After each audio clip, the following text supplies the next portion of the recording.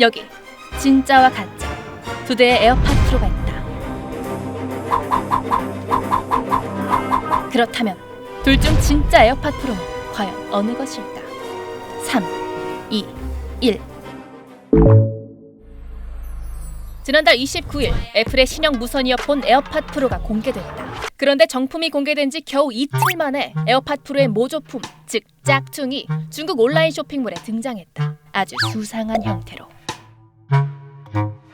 또 아주 수상한 가격으로.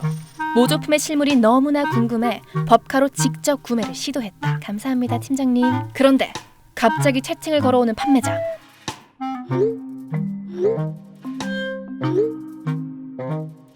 기록이 남는 온라인 쇼핑몰 채팅 대신 다른 메신저로 대화하자며 자신의 아이디를 알려줬다. 그러더니 안녕 고객님, 너 혹시 정품 로고 박힌 박스 필요해? 원래는 아무런 장식이 없는 흰 박스에 제품을 담아주지만 원한다면 정품과 똑같은 모양의 박스를 보내주겠다는 것이다. 와우, 친절도 하셔라. 놀란 것도 잠시, 판매자로부터 또다시 메시지가 날아왔다. 충전 케이스 뒤쪽에 있는 애플 문구 말이야. 그것도 똑같이 새겨줄까? 에어팟의 충전 케이스 뒷부분엔 애플 제품의 상징과도 같은 Designed by Apple in California. 란 문구가 있는데 그것도 정품과 똑같이 새겨주겠다는 이야기였다. 대체 어디까지 똑같이 할 수 있는지 궁금해 그렇게 해달라고 요청하자 판매자는 알겠다며 배송 추적 번호까지 준 뒤 호련히 사라졌다. 그리고 일주일 뒤 스브스뉴스 사무실에 도착한 문제 그것. 진짜 에어팟 프로와 나란히 놓고 직접 비교해봤다. 먼저 박스. 판매자가 공언했던 대로 박스 자체는 애플 정품과 매우 흡사했지만 뭐랄까 이 알 수 없는 사티는 박스에 인쇄된 이미지의 품질이 정품 박스에 비해 현저히 떨어지는 것을 확인할 수 있었다. 다만 박스 옆면에 적혀진 시리얼 번호만 의외로 진짜였다. 애플 홈페이지에 따르면 이 시리얼 번호는 무려 2021년까지 수리 및 서비스 보증이 가능한 정품 에어팟2의 정품 에어팟 2? 알고 보니 이 번호는 에어팟 프로의 것이 아닌 구형 제품, 즉 에어팟 2의 정품 시리얼 번호를 베낀 것이다. 일단 박스부터 개봉해 더 자세히 알아보기로 했다. 얼핏 보면 매우 비슷해 보이는 두 에어팟 프로의 구성품. 하지만 진짜 에어팟 프로는 종이로 보호제를 만들었지만 가품은 그게 플라스틱이었다. 또 4개의 폼팁이 함께 제공되는 정품과 달리 가짜 에어팟 프로엔 추가 폼팁을 찾을 수 없었다. 확실히 제품 뚜껑을 열어보니 다른 점이 보이기 시작하는데 과연 본체는 어떨까? 와우, 놀, 랍, 개, 도.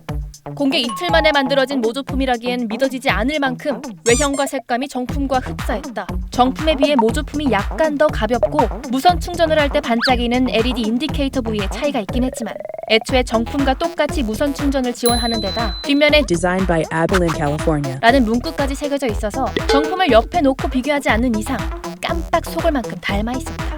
게다가 이어폰을 귀에 끼면 이를 인식해 노래가 자동으로 재생되거나 터치에 따라 다음 곡 넘김, 시리 실행이 이루어지는 등 에어팟 프로의 기본적인 제스처 동작도 무리 없이 잘 작동하는 걸 확인할 수 있었다. 심지어 이 에어팟 프로의 모조품은 아이폰 상에서도 무려 정품처럼 인식했다. 원래 아이폰 등 애플 제품 등은 자사 제품인 에어팟을 연결할 때 이렇게 알림창이 뜨면서 간편 설정을 할 수 있도록 돕는데 이 모조품의 경우에도 헐! 정품과 똑같이 연결창이 떴던 것이다. 블루투스 창이 표시되는 제품명 역시 당당한 에어팟 프로. 이런 일이 가능한 건 중국 업체에서 모조품을 만들면서 애플 제품끼리 무선 연결을 지원하는 W1 칩을 해킹했기 때문이라고 했다. 집착에 가까운 카피 능력에 갈수록 무서워지는 에어팟 프로 짝퉁. 그렇다면 무선 이어폰으로서 두 제품의 성능은 얼마나 차이가 나는 걸까? 음질은? 전문가를 찾아가 비교를 요청했다. 얘는 좋네요. 잘 해놨네. 정품의 경우 밸런스를 잘 맞춰 깔끔하고 안정적인 음질의 소리를 들려주는 반면 저음이 너무 많이 부스트 돼 있어요. 낮은 소리들이 너무 크게 부스트가 돼 있어서 좀 울린다고 해야 되나? 저음이 큰 거를 오래 듣고 있으면 막 머리도 아프고 상대적으로 고음이나 중음 대역들이 좀 잘 안 들려요. 모조품의 경우 저음과 중음 그리고 고음 간 균형이 깨져 있어 소리가 형편없이 들린다고 했다. 뭐 쉽게 말하자면 오디오는 그냥 비교하기는 좀 힘들 정도로 차이가 많이 나는 것 같아요. 라는 것이다. 노이즈 캔슬링을 비롯한 각종 부가 기능을 위해 다양한 센서가 담긴 정품 유닛과 달리 모조품의 경우 이를 스티커로 대체하는 등 눈속임에 치중했기에 이어폰 자체 품질에선 정품을 따라잡을 수 없다는 것. 역시 모조품이 그러면 그렇지 싶은데 갑자기 메시지 하나가 또 날아왔다. 짝퉁 에어팟 프로를 판매했던 바로 그 판매자였다.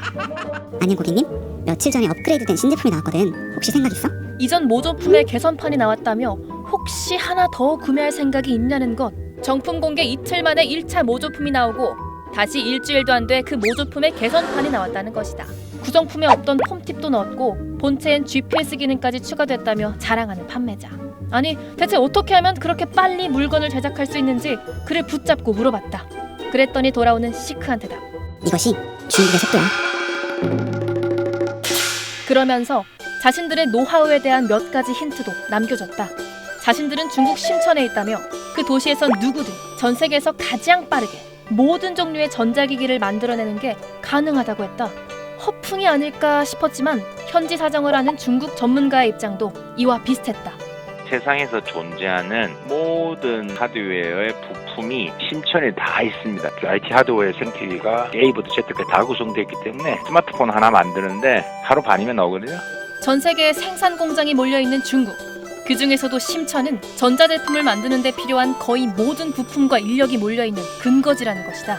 그러다 보니 기존 제품을 분해한 뒤 치수를 재 똑같이 만들어낸 모조품을 생산하거나 이런 제품을 바탕으로 개선품을 만들어내는 기간 역시 우리의 상식을 초월할 정도로 빠르다는 것. 전문가들은 이런 짝퉁 제조 기술이 중국의 저력이자 위협이라 입을 모으고 있다.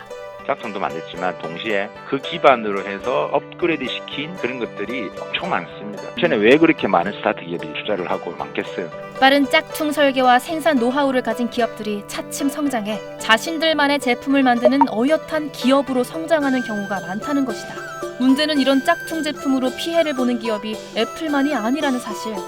삼성전자 역시 중국 내 짝퉁 스마트폰 제조로 인해 큰 피해를 보고 있다. 작년에는 중국에서 삼성전자의 짝퉁 제품이 가장 인기를 끌고 있다는 조사 결과가 나왔을 정도다. 어휴, 돈도 기술 발전도 4차 산업혁명도 다 좋지만 남의 기업 물건을 그대로 베껴 돈을 벌고 성장하는 기업은 지구에서 영원히 사라져야 하지 않을까? 양심이 있어야지 말이야. 응?